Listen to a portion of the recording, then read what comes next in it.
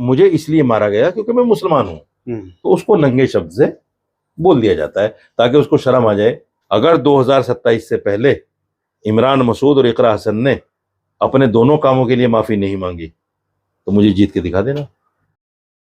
सपा सांसद डिंपल यादव के लिए गंदी जुबान का इस्तेमाल करने वाले ऑल इंडिया इमाम एसोसिएशन के अध्यक्ष मौलाना मोहम्मद साजिद रशीदी के साथ नोएडा में एक निजी चैनल के स्टूडियो में मारपीट हो गई, उनको थप्पड़ जड़ दिए गए। अब सवाल यहाँ पर यह है कि क्या मौलाना साजिद रशीदी को जो थप्पड़ मारे गए वो केवल इसलिए मार दिए गए क्योंकि वो मुस्लिम हैं? ये सवाल मैं इसलिए पूछ रहा हूँ क्योंकि अभी कुछ दिन पहले एक बड़े कट्टर हिंदू ठाकुर योगेंद्र राणा ने कुछ इसी तरीके के शब्दों का इस्तेमाल कैराना से सपा सांसद इकरा हसन के लिए भी किया था। आज बातचीत करने के लिए हमारे साथ मौलाना मोहम्मद साजिद रशीदी जी मौजूद हैं। मौलाना साहब, सबसे पहले तो हिंदुस्तान 24 पर मैं आपका बहुत बहुत स्वागत करता हूँ। नोएडा के स्टूडियो में जो आपके साथ मारपीट हुई, आपको थप्पड़ मार दिए गए, तो क्या वो थप्पड़ आपको इसलिए मार दिए गए क्योंकि आप मुस्लिम हैं? बिल्कुल सही कहा आपने। ये इसीलिए हुआ क्योंकि मैं मुसलमान हूँ, और इसलिए हुआ कि समाजवादी पार्टी मुसलमानों को क्या समझती है, कितना समझती है, क्या हैसियत है उसमें मुसलमानों की, इसलिए ये सब कुछ हो गया। क्योंकि मैं जानता हूँ देश के अंदर मेरा कोई पहली बार तो चेहरा टीवी पे नहीं आया है। जब ऐसे आदमी के साथ में ये कुछ हो सकता है कि मैं मौलाना भी हूँ, इमाम भी हूँ और मुस्लिम स्कॉलर भी हूँ, फिर भी मेरे साथ समाजवादी पार्टी के लोगों ने ऐसा कर दिया, तो आम आदमी जो मुसलमान भारतीय इसको समाजवादी पार्टी को वोट कर रहा है, तो उसको सोच लेना चाहिए कि तुम्हारे साथ क्या हो सकता है। इससे भी बड़ी बात ये कि बदी आलम साहब जो मुस्तकिल जीतते हुए आ रहे हैं और उनकी उम्र भी तकरीबन 75-80 के आसपास है, उसकी क्या हैसियत है समाजवादी पार्टी के सुप्रीमो अखिलेश यादव की नज़र में। आप आजमगढ़ के प्रोग्राम में देख सकते हैं कि जब वो स्टेज पर अखिलेश यादव के पास पहुंच गए, अखिलेश यादव देख रहे हैं उसको, लेकिन उनके लोगों ने धक्के मार मार कर उसको नीचे उतार दिया। ये हैसियत समाजवादी पार्टी में मुसलमानों की है। और मुझे देखिए दुख है इस बात का कि मेरे साथ जो कुछ भी हुआ, लेकिन इससे ज्यादा खुशी ये है कि कम से कम आज तो मेरे मुसलमान भाइयों को समझ लेना चाहिए कि समाजवादी पार्टी में मुसलमानों की वक़्त क्या है, उसकी हैसियत क्या है। आपका मानना ये है कि ठाकुर योगेंद्र राणा को भी थप्पड़ लगने चाहिए थे, समाजवादी पार्टी के लोगों को योगेंद्र राणा को भी थप्पड़ मारने चाहिए थे? नहीं मारेंगे उसको, उसको नहीं मारेंगे। देखिए, योगेंद्र राणा हिंदू है, इकरा हसन जिसके लिए ये बात कही गई वो मुसलमान है। अब समझिए कॉन्टेस्ट क्या है। इकरा हसन मुसलमान है, योगेंद्र राणा हिंदू है। मैंने जिसके लिए बात कही वो डिंपल यादव हिंदू है, मैं मुसलमान हूं, इसलिए मेरे साथ हुआ। और इसलिए योगेंद्र राणा के साथ नहीं हो सकता क्योंकि वह हिंदू है। हो ही नहीं सकता, उनकी हैसियत ही नहीं है, उनकी औकात ही नहीं इस बात के लिए कि योगेंद्र राणा को जाके थप्पड़ मार दें। उनकी औकात ही नहीं कि उसके लिए प्रोटेस्ट कर दें। उनकी औकात ही नहीं कि उसके गले में जूतियों का हार डाल के फोटो खींच दें। उनकी औकात नहीं है। मैं साफ तौर से कह रहा हूं आपके चैनल पर, ये काम तो वो सिर्फ मुसलमान के लिए कर सकते हैं, क्योंकि मुसलमान को अपना वोट बैंक समझते हैं, मुसलमान को अपना गुलाम समझते हैं, मुसलमान को अपना नौकर समझते हैं, और मुसलमान की हैसियत पार्टी में कुछ नहीं है, इसलिए मुसलमान के साथ कर देंगे। दूसरी बात, मेरा बयान ना तो योगेंद्र राणा से ज्यादा बड़ा है, ना मेरा बयान। आपको याद होगा मुलायम सिंह यादव ने जब उनके एक नेता पर रेप का आरोप लगा, तो आप जैसे एक पत्रकार ने उनसे पूछा जाके, नेताजी आप इसके बारे में क्या कहना चाहते हैं, तो उन्होंने कहा था लड़के हैं, गलतियां हो जाती हैं। ये कितना बड़ा बयान है, समझ सकते हो आप। लेकिन आखिरी उम्र तक मुलायम सिंह ने उसके लिए माफी नहीं मांगी, ना समाजवादी के किसी हिंदू ने उसके लिए प्रोटेस्ट किया, ना समाजवादी के नेता ने, और इवन समाजवादी पार्टी तो अलग, किसी दूसरी पार्टी के लोगों ने भी उन पर दबाव नहीं डाला कि आप माफी मांगिए इसके लिए। चर्चाएं हुई, लेकिन माफी मांगने के लिए किसी ने नहीं कहा। मेरे ऊपर आज भी दबाव है, और बड़ी बात यह है, विडंबना इस देश की, कि मेरे मुसलमान ही मेरे ऊपर दबाव डाल रहे हैं, जिनको इस्लाम का ज्ञान नहीं, इस्लाम की जानकारी नहीं, और मस्जिद की मान्यताओं का जिनको पता नहीं, वो मेरे ऊपर दबाव बना रहे हैं कि आपने गलत कह दिया, ऐसा नहीं बोलना चाहिए था। जैसे आपने भी शुरू में कहा कि गंदी जुबान बोलने वाले मौलाना, एक चैनल ने तो मुझे आरोपी मौलाना भी कह दिया, आरोपी मौलाना। मुझे नहीं पता कि ये जर्नलिज्म कहाँ से पढ़ के आते हैं लोग जो इस तरह की भाषा अपने गेस्ट के लिए कर लेते हैं। जर्नलिज्म मैंने भी पढ़ा है, मैंने डीयू से जर्नलिज्म किया है और मैं जानता हूं कि उसकी मर्यादाएं क्या हैं जर्नलिज्म की।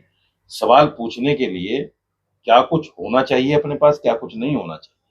आज जो है सिर्फ और सिर्फ अपने चैनल को टीआरपी दिलाने के लिए, अपनी बात को ज्यादा से ज्यादा लोगों तक कहने के लिए वो कुछ कह दिया जाता है जो जर्नलिज्म भी जिसकी इजाजत नहीं देता।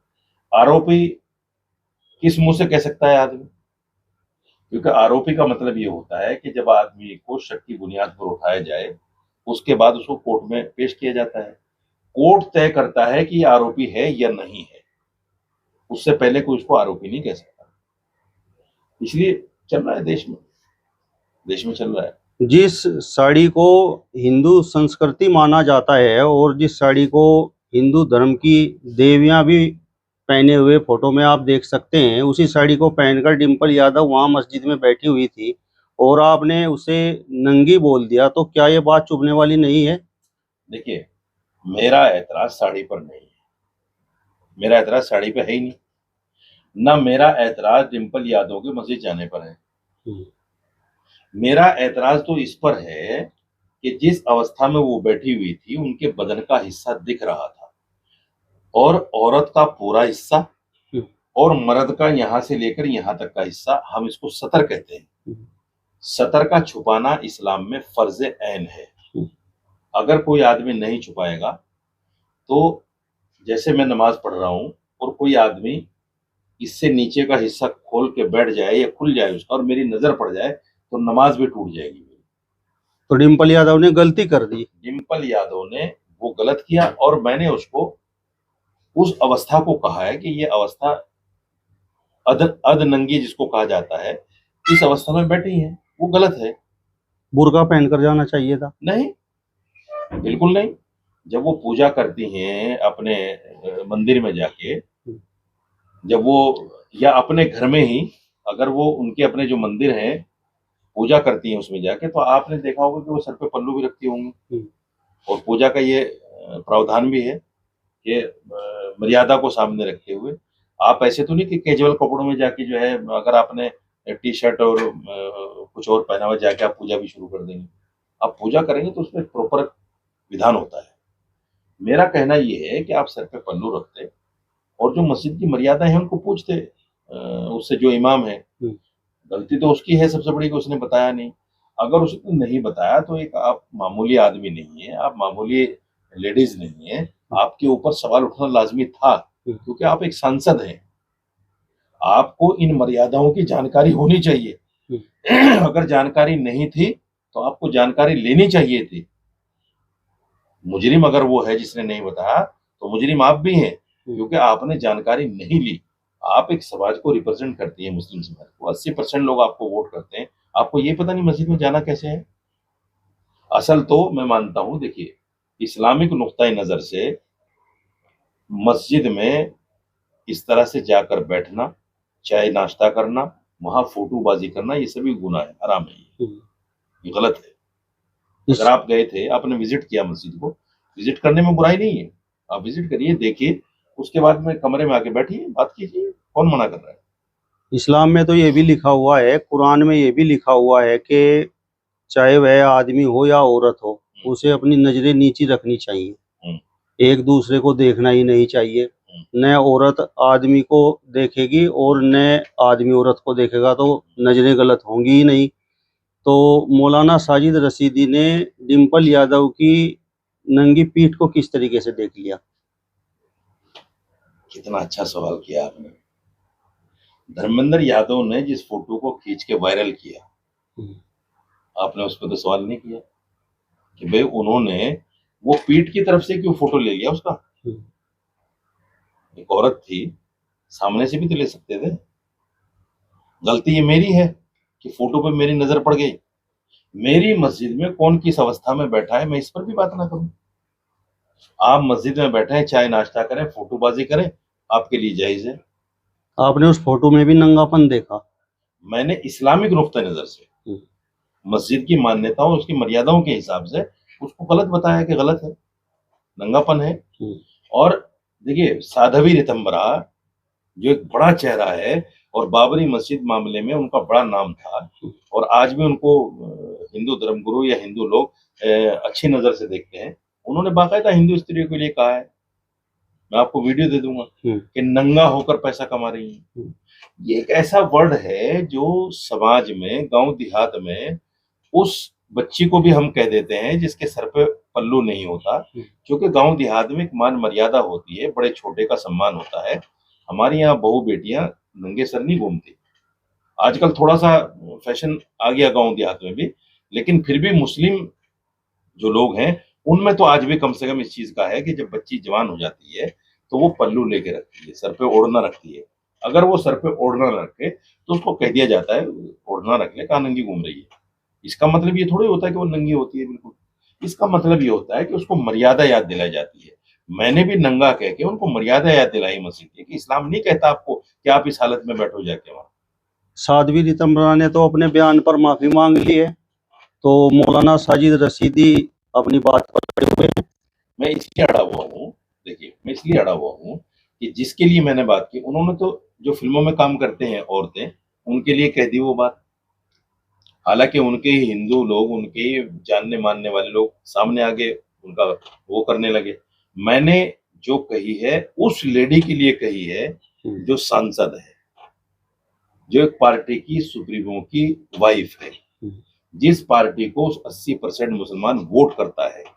मैंने उस लेडी के लिए कही है, अगर वो इस विवाद को खत्म करना चाहते, सबसे पहले तो विवाद को जन्म देने वाले वही है, पार्टी करें, उसका फोटो खींचे और उसको वायरल भी करें। और फिर जब उनको पता चल गया कि मेरा 80% वोट मुस्लिम है, एक मुसलमान स्कॉलर ने उस पर ऐतराज जता दिया, तो उनको अगर विवाद खत्म करना था तो वो 2 लफ्ज बोलने थे उनको कि साहब हमने मर्यादाओं का हमें पता नहीं था, चूक हो गई हमसे, बात ही खत्म हो जाती। उन्होंने तो जानबूझ के इसको हवा दी है, जानबूझ के विवाद पैदा किया है, क्योंकि उनका मस्जिद जाना ही इसी सोच का मजर था। वो जानते थे कि हम मस्जिद जाएंगे, हम मस्जिद जा ही इसीलिए रहे कि हमें विवाद पैदा करना है, इसीलिए उन्होंने फोटो वायरल किया है, इसीलिए उनको मेरा बयान बुरा लगा है। आपको स्टूडियो में थप्पड़ इसलिए मार दिए गए क्योंकि आप मुस्लिम हैं, और जो ठाकुर योगेंद्र राणा हैं वो इसलिए बच गए क्योंकि वो हिंदू हैं। तो अगर योगेंद्र राणा को भी थप्पड़ पड़ जाए तो फिर मामला बैलेंस हो जाएगा, और फिर जो आपके अंदर ये दर्द है कि आपको थप्पड़ मार दिए गए वो समाप्त हो जाएगा। नहीं नहीं, देखिए मैंने जो कंपैरिजन दिया है, मैंने जो मिसाल दे के बताई है, उस मानसिकता को दर्शाया है, उस सोच को दर्शाया है जो समाजवादियों में है।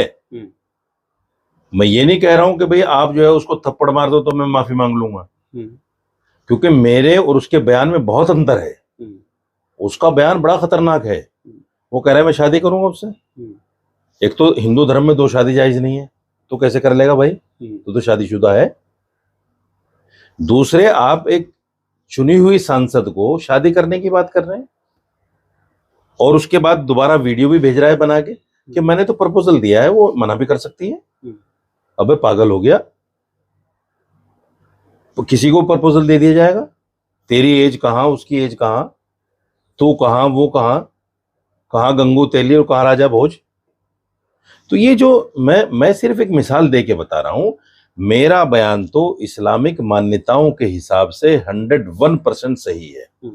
मेरा बयान गलत नहीं। मेरे बयान को तो विवाद बनाया है लोगों ने, मेरा बयान विवादित है ही नहीं। ये तो आम भाषा में, आम बोलचाल में इस तरह के लफ्जों को बोल दिया जाता है।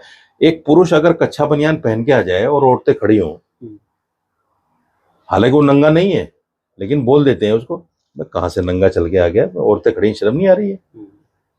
ये आम भाषा है, ये कहीं भी बोल देता है आदमी, वो नंगा थोड़ा ही होता है। लेकिन उस अवस्था को भी अच्छा नहीं समझा जाता औरतों के सामने, तो उसको नंगे शब्द से बोल दिया जाता है ताकि उसको शर्म आ जाए, चाहे वो कपड़े से ही पहन के आए। तो ये आम सी भाषा है, इसको लोगों ने विवाद, और सियासी लोगों ने जानबूझ के विवाद बनाया है। आप देखिए पार्लियामेंट में प्रोटेस्ट हुआ, कहाँ थे वो लोग जब इकरा हसन के बारे में इस तरह की भाषा बोली गई? क्यों प्रोटेस्ट नहीं किया? ये तो आपको नजर आ रहा है कि कोई राजनीति है मेरे बयान को लेके, क्योंकि मेरे बयान पर राजनीति इसलिए की गई क्योंकि मैं मुसलमान हूं। मैं उन प्रोटेस्ट करने वालों से भी कहता हूं, योगेंद्र राणा के बयान पे क्यों प्रोटेस्ट नहीं किया आपने? क्योंकि वो हिंदू था। मुलायम सिंह के बयान पे क्यों प्रोटेस्ट नहीं किया आपने उस वक्त में, जब उन्होंने कह दिया था लड़के हैं गलतियां हो जाती है? क्यों नहीं किया? क्योंकि वो हिंदू थे। यहां हिंदू मुसलमान की राजनीति जो है चरम पर है देश में, ये आप भी जानते हैं। और पार्टी उसी आवाज को उठाती है, कोई भी पार्टी हो, जिस आवाज के उठाने से उसे वोट बैंक का फायदा हो। जिस समय आजम खान ने सांसद जयप्रदा के लिए कहा था कि उनकी चड्डी को लेकर बात की थी, उनकी चड्डी का रंग बताया था, तो क्या मौलाना साजिद रशीदी ने उस समय आजम खान का विरोध किया था? सर मेरे नॉलेज में उनका बयान है नहीं, आज भी नहीं है। और एक चीज मैं आपको क्लियर करता चलूं, मैं हर सियासी बयान पर अपनी प्रतिक्रिया नहीं देता। सियासत में तो लोग पता नहीं क्या क्या एक दूसरे को बोल जाते हैं। मैं तो इस्लामिक मान्यताओं पर बोलता हूं ज्यादा। ये मस्जिद का मामला था, मैं बोल गया। अखिलेश यादव, डिंपल यादव ने वो तो रोजाना मीटिंग कर रहे हैं, अब भी कर रहे हैं, अब भी कर रहे हैं। और अब भी साड़ी में पल्लू नीचे सर पे नहीं होता, उनके बगैर पल्लू के चलती हैं। मैं को बोलता हूं उस पर। मुलायम सिंह यादव का बयान तो आपको याद है, लेकिन आजम खान का बयान आपको याद नहीं? नहीं, आजम खान का बयान वाकई मुझे इसलिए याद नहीं है क्योंकि वो बयान बहुत ज्यादा चर्चित नहीं हुआ उस टाइम में। भाई ठीक है, कह दिया। असल में क्या है, जयप्रदा, अमर सिंह, मुलायम सिंह, आजम खान, ये एक ही थाली के चट्टे बट्टे तो हैं। ये तो एक प्लेट में खाने वाले लोग हैं भाई, ये एक प्लेट में खाने वाले लोग हैं। कहां इनके बयानों पे आप ध्यान दे रहे हो? वही आजम खान आज जेल में पड़े हैं। अखिलेश यादव क्या कर रहे हैं? उनकी वाइफ जेल चली गई, उनका बेटा जेल चला गया, उनका घर तबाह हो गया, उनकी यूनिवर्सिटी को तोड़ दिया, उनकी सियासी जिंदगी उथल पुथल हो गई। मुलायम, ये अखिलेश यादव कितना सामने खड़े हैं उनके लिए। जब लोगों ने लान तान करना शुरू किया, थूकना शुरू किया कि भाई जो आदमी पार्टी को सींच कर यहां तक लाया है उसके लिए आप तो एक आध बार मिल लिए जाके। क्या इस्लाम धर्म ये कहता है कि इस्लाम धर्म का मानने वाला कोई व्यक्ति किसी दूसरे धर्म की महिला के खिलाफ गलत शब्दों का इस्तेमाल करे तो इस्लाम धर्म के लोगों को बोलना नहीं चाहिए? सर गलत है ही नहीं ना। मैंने मदरसे में 12 साल इस्लाम को पढ़ा है। आजम खान के बयान की मैं आपसे बात कर रहा हूँ। सर मेरा जवाब तो सुन लें। मैंने 12 साल इस्लाम धर्म को पढ़ा है मदरसे में।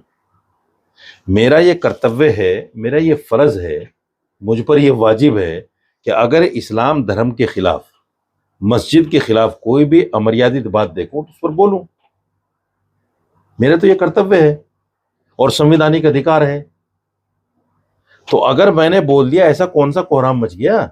आजम खान का बयान सही था या गलत था? गलत था, मैं कहता हूं गलत था। लेकिन मैं फिर कहता हूं, सियासी बयानबाजी में और धार्मिक बातों को सामने रखने में मैं साध्वी ऋतंभरा के बयान को भी गलत नहीं ठहराता, बिल्कुल गलत नहीं ठहराता। ये हो रहा है समाज में। अगर उसने बेचारी ने कह दिया एक शर्म दिलाने के लिए कि तुम इस तरह कर रहे हो, अधनंगे कपड़े पहन के इस तरह की बातें कर रहे हो, तो ये ठीक नहीं है। धर्म कोई भी हो, देखिए मैंने चारों वेद पढ़े हैं, मैंने गीता पढ़ी है, मैंने रामायण पढ़ी है, मैंने उपनिषद पढ़े हैं, मैंने मनुस्मृति पढ़ी है। मैं हिंदू धर्म को अच्छी तरह से जानता हूं। हिंदू धर्म में झूठ बोलना भी पाप है, हिंदू धर्म में इस तरह का पैसा कमाना भी पाप है ये नहीं? बताओ आप। तो जब उन्होंने धार्मिक मान्यताओं को सामने रखते हुए ये बात कह दी, क्या बुरा कह दिया? लेकिन उनके भी पीछे पड़ गए लोग जिस तरीके की। लेकिन आपको याद होगा, एक अपने आप को बहुत बड़ा, वो कहता है जी मैं बहुत बड़ा धर्म गुरु हूं, कथावाचक है वो नौजवान लड़का, मैं तो उसको लड़का ही कहूंगा। उसने कहा था कि जिस औरत के माथे पे सिंदूर ना हो उसे खाली प्लाट समझो। कितना आपत्तिजनक बयान है। प्रोटेस्ट किया किसी ने उसके खिलाफ? मारा जाके उसको?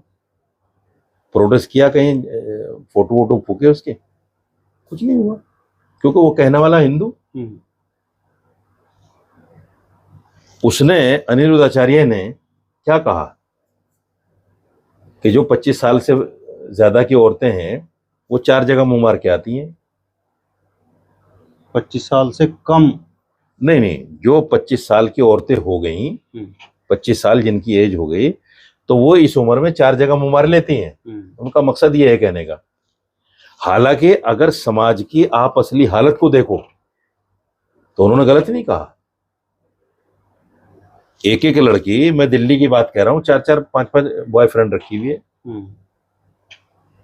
रिलेशनशिप में रह रही है। माँ बाप को भी पता है, पूरे समाज को पता है। और आप हिंदू धर्म को छोड़ दीजिए, मुसलमान लड़कियां कर रही हैं, जबकि इस्लाम में शादी से पहले लड़की से बात करना, तन्हाई में उसके पास बैठना, ये सब हराम है, लेकिन कर रही मुसलमान लड़कियां। हम इसलिए नहीं बोल सकते उस पर क्योंकि ये देश शरीयत से नहीं चलता, ये संविधान से चल रहा है। मस्जिद की बात आई थी, हमने बोल दिया, वो हमारा अधिकार है। लेकिन मस्जिद के अलावा जिंदगी में कौन क्या कर रहा है उस पर हमारा बोलने का अधिकार नहीं है, वो फिर गलत चला जाता है। अनुरुद्ध आचार्य को किसी ने जाके थप्पड़ मारा, प्रोटेस्ट हुआ, कुछ नहीं हुआ, क्योंकि वो हिंदू था बोलने वाला, बात खत्म हो गई। लेकिन जिन लोगों ने आपके साथ थप्पड़बाजी की, उन लोगों ने ये कहा है, कैमरे के सामने भी बोला है, टीवी चैनलों पर भी कहा है कि आप एक तरह से बीजेपी के एजेंट हैं, और जो डिबेट्स वगैरह हैं उनमें आपको कुछ पैसे भी दिए जाते हैं, और आपको पैसे इसलिए दिए जाते हैं कि आप वहाँ बीजेपी के पक्ष में माहौल बना सकें और लोगों में हिंदू मुस्लिम के प्रति जहर भर सकें। चलिए, मैंने मान लिया, मैं बीजेपी का एजेंट भी हूं, मुझे पैसे भी मिलते हैं। आपको किसी ने अधिकार दे दिया थप्पड़ मारने का? मैं कोई गैर संवैधानिक काम थोड़े कर रहा हूं। बीजेपी की हिमायत करना कोई गैर संवैधानिक काम है? मैं जो 2 घंटे 4 घंटे जाके बोलता हूं टीवी पे, उसका पैसा लेना कोई गैर संवैधानिक है? अरे जो लोग कोठे पे काम कर रहे हैं, धंधा कर रहे हैं, उनको तो जाके थप्पड़ नहीं मारते तुम? जो लोग चोरी कर रहे हैं, डकैती कर रहे हैं, बदमाशी कर रहे हैं, लूटमार कर रहे हैं, उनको तो थप्पड़ नहीं मारते? मुझे किस मुंह से मार दिया तुमने? तुम हो कौन भाई? जज हो, स्टेट के डीजीपी हो, या एसीपी हो, डीसीपी हो, पुलिस में हो, वो क्या हो आप आखिर? आपने किस अधिकार से मार दिया? मैं अगर गलत कर रहा हूं, यहां शासन प्रशासन सब है। आपको मेरी कोई बात बुरी लगी, आप जाइए कोर्ट, कोर्ट तय करेगा बुरी है या नहीं है। किसी को मारने का तो अधिकार नहीं है ना सर, मैं आपसे पूछ रहा हूं। जी। अगर उसने ये कहा है कि वो ऐसा करता है, चलिए मैं करता हूं, मारने का अधिकार किसने दे दिया? 80%, सॉरी 90% हिंदू धर्मगुरु, 90% बीजेपी के लिए काम कर रहे हैं। मुसलमानों को मलेच्छ, विधर्मी, इनको दुकान किराए पर न दो, इनको मकान किराए पर न दो, इनको मोहल्ले में मत रहने दो। कितना मार दिया तूने जाके वहां उनको? तो आप भी वही काम कर रहे हैं? नहीं, आप मुझे बताओ, आप मुझे बताओ, मैं तो उसके जवाब पे कह रहा हूं। अगर वो बीजेपी के खिलाफ सपोर्ट में जो आदमी काम कर रहा है और हिंदू मुस्लिम नफरत फैला रहा है, तो उनको भी तो मारना चाहिए ना, हिंदू धर्मगुरुओं को जाके, जो इस तरह की भाषा बोल रहे हैं। सिर्फ मैं फिर कहता हूं, मुझे इसलिए मारा गया क्योंकि मैं मुसलमान हूं। अगर हिंदू सब काम कर रहे हैं ये।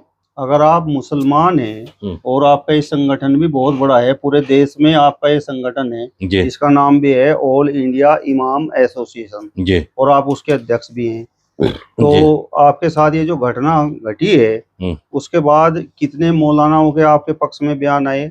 मुस्लिम समाज के लोगों ने आपके पक्ष में क्या आवाजें उठाई? और आपके गृह जनपद की यदि मैं बात करूं, सहारनपुर की, तो आपके जो सांसद हैं इमरान मसूद, और जो कैराना से जो सांसद हैं इकरा हसन, वो भी आपका विरोध कर चुके हैं। इमरान मसूद तो खुद रंग से होली खेलता है, उससे पूछे जाके इस्लाम में जायज है क्या? मूंग मसूर की दाल, हम्म, उसकी क्या हैसियत है इस्लाम पर बात करने की? उसके खिलाफ जब उसने होली खेली तो सहारनपुर के एक मौलाना ने उसके खिलाफ बोला, फतवा दिया। तो वो कह रहा है जी मेरे और अल्लाह के बीच में किसी को नहीं मानता। हम्म,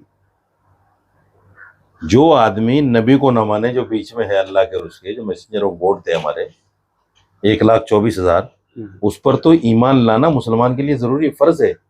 और आप कह रहे हो मैं बीच में अल्लाह के और अपने बीच में किसी को नहीं मानता, तो आपने तो नबी का इनकार कर दिया। हम्म, और नबी का इनकार करने वाला मुसलमान कैसे बच गया भाई? आपको तो कलमा पढ़ना चाहिए दोबारा, आपको तो ईमान में बाकायदा दाखिल होना चाहिए दोबारा। हम्म, मुसलमान कैसे बच गया आप ये बात कह के? ले लो फतवा आप। मैं तो ओपन कह रहा हूं कि जो आदमी ये कह दे कि मैं अल्लाह और बीच में किसी को नहीं मानता, तो आप इस बात पर फतवा ले लो, 101% ये आएगा कि आदमी ईमान से निकल गया। हम्म, कुरान पर ईमान लाना, रसूलों पर ईमान लाना, फरिश्तों पर ईमान लाना, ये तो ईमान का हिस्सा है। आपने सबको निकाल दिया। नबी नहीं है तो वो काम मौलाना कर रहे हैं, दीन बताने का आपको, इस्लाम बताने का आपको। आपकी सियासी मजबूरियां हैं तो क्या ईमान छोड़ दोगे? कौन सा हिंदू है नेता जो किसी के साथ जाके ईद की नमाज पढ़ता है? मुझे बता दो।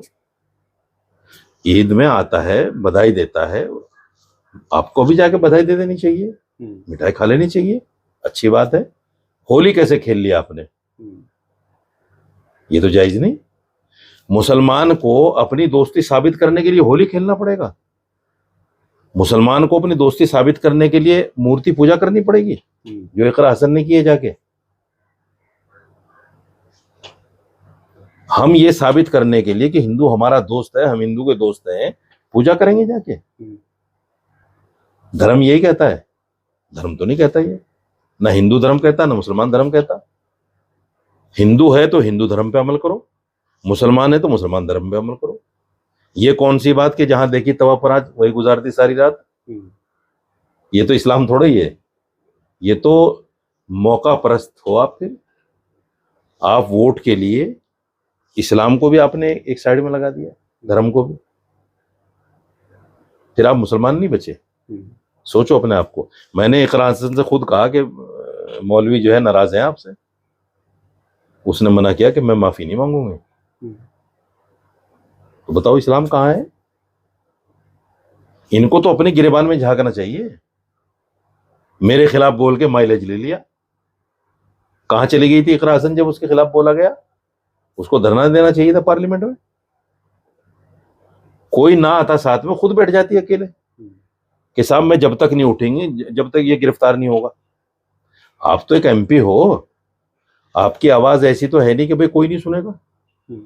पार्लियामेंट में जब आप धरना दोगी तो उसको तो सारा पूरी दुनिया का मीडिया दिखाएगा,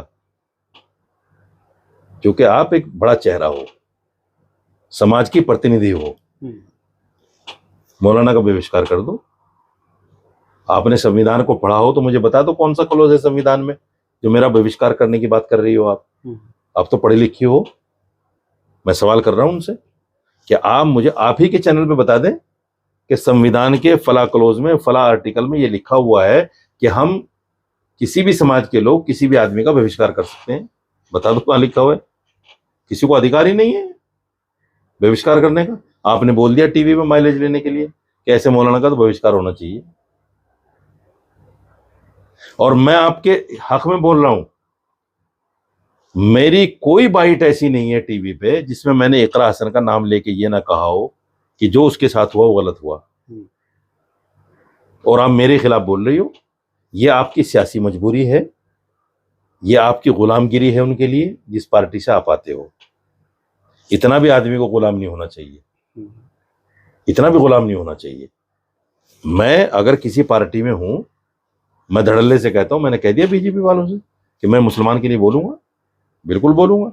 अगर आपको मंजूर है तो देख लो भाई। अगर हमारा समाज ही हमसे कट जाए हमारे कुकर्मों की वजह से, ये तो ठीक है उनकी वीडियो ज्यादा वायरल नहीं हो पाती। अगर मुस्लिम समाज को पता चलेगी तो मूर्ति पूजा कर रहे हैं तो कौन, और इस बार जो इलेक्शन आएगा ना, आप देखना कितना असर जाएगा इस मूर्ति पूजा का, जिसपे वो माफी नहीं मांग रही है। अगर 2027 से पहले इमरान मसूद और इकरा हसन ने अपने दोनों कामों के लिए माफी नहीं मांगी तो मुझे जीत के दिखा देना। मुसलमान बोलता नहीं है कुछ बातों को, लेकिन दिल में रखता है। मुस्लिम समाज में है ये बातें उनकी, सोचनी चाहिए उनको। मौलाना जी, आप अपनी टीवी डिबेट्स पर ऐसे लोगों का जिक्र क्यों नहीं करते जो हिंदू होते हुए भी सुबह ही उठ के मस्जिदों की साफ सफाई करते हैं, मस्जिदों की जो सीढ़ियाँ हैं उन्हें धोते हैं, और ऐसे हिंदुओं का जिक्र क्यों नहीं करते जो सुबह ही मस्जिद में होने वाली अजान को सुनकर उठते हैं? अगर अजान ना हो तो वो लोग परेशान होते हैं और बोलते हैं कि हम समय पर नहीं उठ पाए। तो ऐसे लोगों का जिक्र करके क्या आपको नहीं लगता कि ये जो हिंदू मुस्लिम का जो गैप है इसे भरा जा सकता है और ये भाईचारा और मजबूत हो सकता है? नहीं, देखिए, अगर ऐसे कुछ लोग आपकी भी नजर में हैं, कुछ नाम आप जानते हैं, मुझे बताइए, मैं टीवी पर नाम लूंगा। ऐसे लोगों की तो समाज को जरूरत है आज। जो लोग समाज में एकता, अखंडता और भाईचारे की बात करते हैं, इस तरह के काम करते हैं, ऐसे लोगों की तो समाज में जरूरत है। मुझे बताइए आप नाम। समस्या यही है मौलाना जी कि आप जैसे बड़े धर्म गुरु भी केवल नफरती लोगों को तलाश करते हैं, उनके चेहरों को याद रखते हैं, उनके नामों को याद रखते हैं और फिर उन्हीं का जिक्र टीवी डिबेट्स में करते हैं। जो प्यार, मोहब्बत, इंसानियत, हिंदू मुस्लिम भाईचारे की बात करता है वो आपकी नज़रों में नहीं आता, उनके नाम भी आपको नहीं पता है। नहीं, ऐसा नहीं है। देखिए, समाज में जो लोग ये काम करते हैं ना, उनको तो आप लोग भी नहीं दिखाते ना, भाईचारे वाले तो आप भी नहीं दिखाते। हमने दिखाया है, इसीलिए तो हमने आपसे सवाल किया है। जब तक मेरे थप्पड़ नहीं पड़ा, जब तक आप नहीं आए कभी भी मेरे पास। मैं आज से थोड़ी टीवी पे बैठ रहा हूँ, मुझे 16 साल हो गए टीवी पे बैठते हुए। आप तो नहीं आए मेरे पास विपिन जी। तो ये घटना तो आपके साथ पहले भी हो चुकी है। नहीं हुई। कहाँ हुई? बताओ कब हुई? मेरे साथ तो नहीं हुई। मतलब इस तरीके की कोई घटना आपके साथ पहले कभी नहीं हुई? कभी नहीं हुई, कभी नहीं हुई। तो मैं यही तो कहता हूँ, आप लोग भी तो वही दिखाते हो जो बिकता है। अगर आप भाईचारे की मिसाल दिखाओगे कि साहब ये आदमी आया, मस्जिद की सीढ़ियां धोई इसने और ये अजान पे उठ रहा है, उसको कौन देखेगा आपकी? मतलब आप भी धर्मगुरु होकर वो बात बोलेंगे जो बिकती है। बात ये नहीं, मैं आपकी अपनी बात को लेकर लोग, मैं अपनी बात नहीं कर रहा हूँ, मैं आपके सवाल का जवाब दे रहा हूँ। आप मुझे एक वीडियो दिखा दीजिए ऐसी जो बनाई हो आपने कि भाई ये आदमी मस्जिद की सेवा कर रहा है हिंदू होकर। है कोई वीडियो? मैं अभी जो है आपके सामने अपने ही चैनल पर चलाई हुई वीडियो अभी आपके सामने पेश करूंगा। दिखा, ऐसी बातों को ज्यादा बढ़ाओ। अगर आपने एक आध चलो दिखा दी, मैं कहता हूँ 10 दिखाओ, 20 दिखाओ। ये जितनी जिम्मेदारी मुस्लिम धर्मगुरु की है, इतनी ही जिम्मेदारी उन लोगों की भी है जो मीडिया से जुड़े हुए लोग। मंदिर के महंत बोल रहे हैं कि हम सुबह ही मस्जिदों में होने वाली अजान को सुनकर उठते हैं, अगर अजान नहीं होती है तो हमें लगता है कि आज कुछ सुना सुना सा है और समय पर वो लोग उठ नहीं पाते। मैं आपको एक चीज बताता हूँ, सुनिए। मेरा गांव जहाँ है दौलतपुर, मैं गांव से थोड़ा सा एक साइड रहता हूँ, छानो बोलते हैं मुझे। सराजपुर गांव है एक, वहां से करीब 3 किलोमीटर, 2-2.5 तो जरूर होगा। सुबह वहां मंदिर में 4 बजे बाबा उठता था, है नहीं, बटन दबा के फिर लेट जाता है। भजन जो चलते हैं माइक में, और उसकी आवाज इतनी है कि वो मेरे यहाँ घर पे भी ऐसा लगता है जैसे यहीं बज रहा है बराबर में। आज तक किसी मुसलमान ने उसके खिलाफ कंप्लेन की? नहीं की नहीं कभी, क्योंकि ये उनकी धार्मिक मान्यताएं हैं। हमारा जो लाउड स्पीकर बजता है, हमारे इलाके में किसी ने इसकी शिकायत नहीं की भाई अजान क्यों होती है लाउड स्पीकर में। ये हमारी धार्मिक मान्यताएं हैं। मैं ये कहता हूं कि इन चीजों को मीडिया का ज्यादा कर्तव्य बनता है ऐसी चीजों को दिखाने का, ताकि लोग देखें और उससे पता चले कि हाँ हमारा आपस में भाईचारा है। जी चलिए, तो ऑल इंडिया इमाम एसोसिएशन के अध्यक्ष मौलाना मोहम्मद साजिद रशीदी जी को आपने सुना। फिलहाल इस वीडियो में बस इतना ही। अगली वीडियो में फिर आपसे मुलाकात होगी, तब तक बने रहिए हिंदुस्तान 24 के साथ। नमस्कार।